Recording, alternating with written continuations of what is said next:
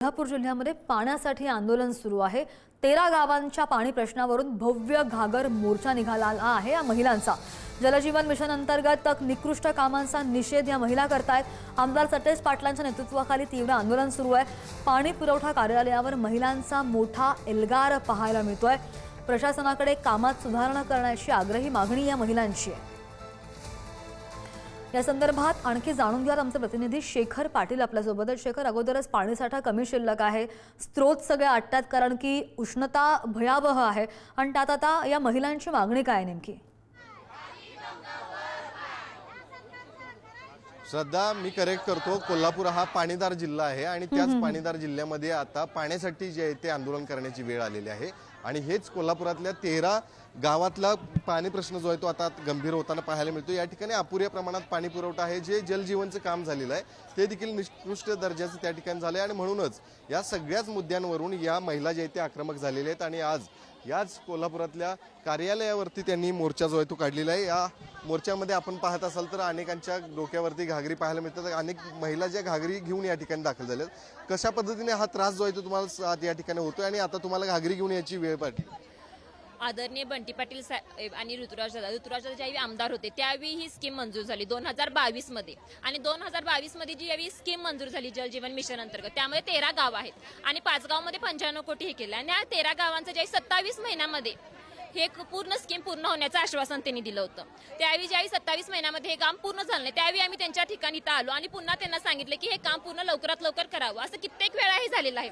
शेवटी आम्ही कंटाळून इथं मोर्चा काढून घेऊन आलेलो आहे। कारण शेवटी कसं आहे, पाणी हा प्रत्येक महिलांसाठी गरजेचा विषय आहे। पाणी हे प्रत्येक कामासाठी लागतंच, पण जर तुम्ही आम्हाला फक्त आश्वासन देत असाल की काम पूर्ण होणार आम्ही कितपतपर्यंत ते सहन करायचं, कितपतपर्यंत आम्ही ऐकायचं की तुमचं काम पूर्ण। आम्ही त्यांना मुदतवाढ पण दिली तरी पण काम जर पूर्ण होत नसेल आणि अजून सध्या स्थितीमध्ये 40% पण काम पूर्ण झालं नाही।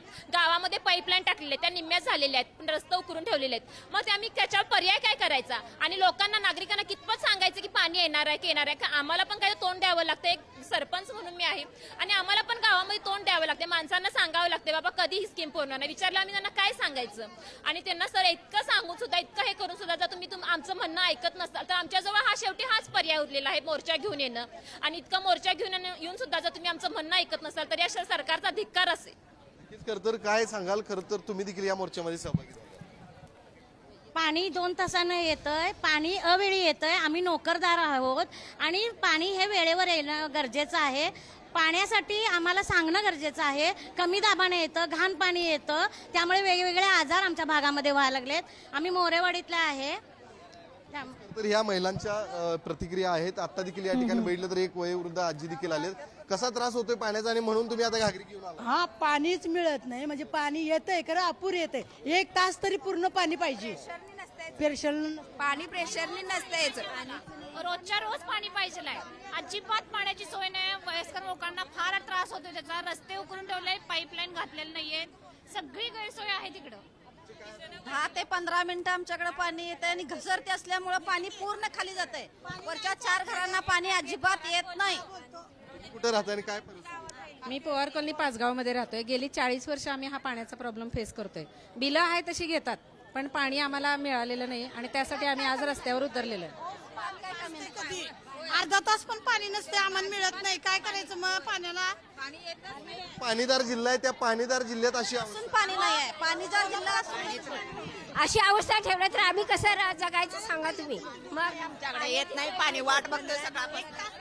आपण जर बघितलं तर श्रद्धा, हे कोल्हापुरातल्या पाणीदार जिल्ह्यातली ही अवस्था आहे, ज्या ठिकाणी पाणी मुबलक असताना देखील अशा पद्धतीनं हे अनेकांना आंदोलन करण्याची वेळ। तर आपण जर बघितलं तर मोठ्या प्रमाणात या ठिकाणी महिला सहभागी झालेल्या आहेत, ज्या घागरी घेऊन या मोर्चामध्ये आहेत आणि त्यांची एकच मागणी आहे की जे जलजीवनमधनं काम झालं होतं ते अतिशय निकृष्ट दर्जाचं आहे। काही ठिकाणी रस्ते खोदून ठेवलेले आहेत पाईपलाईनसाठी, ते देखील काम जे ते अपूर्ण आहे। अनेकांच्या हक्कामध्ये देखील बोर्ड आपल्याला बघायला मिळत असते, तर त्या ठिकाणी मेगा कंपनीची मनमानी चालणार नाही असं देखील या ठिकाणी बोर्ड आहेत। भ्रष्ट आणि वाजलेले ठेकेदार असला कसला तुमचा कारभार आहे असं देखील बोर्ड जे आहे ते या ठिकाणी महिलांच्या हातामध्ये पाहायला मिळतं। त्यामुळे निश्चितच एक संताप जो आहे तो या महिलांच्या माध्यमातून आता या जलजीवन खरं तर योजनेच्या अर्थातच त्या योजनेच्या पार्श्वभूमीवरती हा मोर्चा काढलेला आहे. त्यामुळे निश्चित या सगळ्या मोर्चानंतर देखील या कामाला जी आहे ती गती येणार का आणि पाणी पुरवठा ज्या पद्धतीने त्यांना अपेक्षित आहे तो त्यांना मिळणार का हे पाहणं गरजेचं असणार. नाही बरोबर आहे शेखर, माफ करा मगाशी चुकून मी पाणी टंचाई म्हटलं. मात्र पाणीदार जिल्हा असून सुद्धा जर पाणी या महिलांपर्यंत पोहोचत नाहीये, त्यांना मिळत नाहीये, तर मग प्रशासन काय करतंय? कुठेतरी प्रॉब्लेम आहे. दखल का घेतली जात नाहीये? या महिलांची आता भूमिका पुढची काय असणार आहे पाहावं लागेल. धन्यवाद दिलेल्या सगळ्या सविस्तर माहितीसाठी.